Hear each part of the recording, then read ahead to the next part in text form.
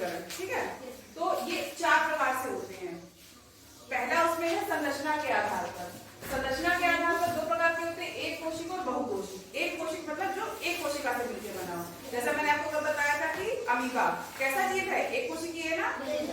Amoeba, paramecium, Euglena सब एक कोशिका से मिलकर बने हुए हैं। बहुकोशिकीय में कौन आता है, हम लोग आते हैं, हम हैं, पेड़ पौधे हैं और कितने जानवर हैं। क्यों? क्योंकि उसमें एक से ज्यादा कोशिका उपस्थित होती है।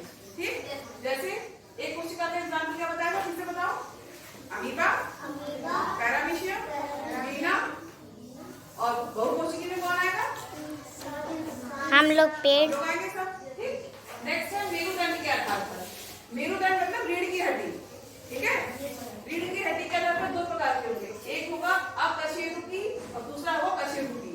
अकशेरुकी में वो सारी जीव आएंगे जिनके अंदर रीढ़ की हड्डी नहीं होती है। ठीक है, जैसे कि कीड़े मकोड़े और खरचट्टा और बताओ तितली, चीटा, ये सारे क्या है, ये सब आएंगे अकशेरुकी में। हाँ, वेरी गुड, क्योंकि इनमें रीढ़ की हड्डी नहीं होती है। दूसरा है कशेरुकी, यानी कि जिनके अंदर रीढ़ की हड्डी होती है। उसमें कौन आएंगे, हम आएंगे, सब जानवर आएंगे, है ना। सब क्या है, कशेरुकी है। क्यों? क्योंकि उसमें रीढ़ की हड्डी पाई जाती है। प्रजनन के आधार पर। ठीक है, जंतुओं का वर्गीकरण हर टाइप क्या है, प्रजनन के आधार पर। प्रजनन मतलब जन्म देना। तो ये अंडीज होता है और जरायुज।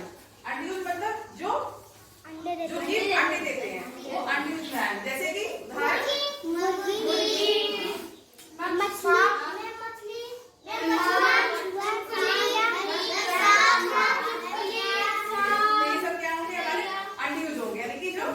अंडे दे। और जरायुज में कौन होते हैं, वो जीव जो बच्चे देते हैं, जैसे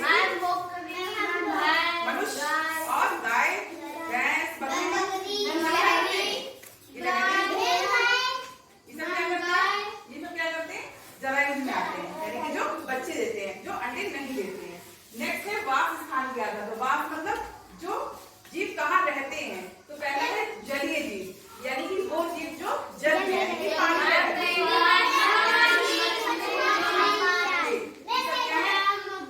जलीय जीव है। ठीक, नेक्स्ट है वायवीय जीव। वायवीय मतलब जो हवा में रहते हैं, हवा में रहते हैं,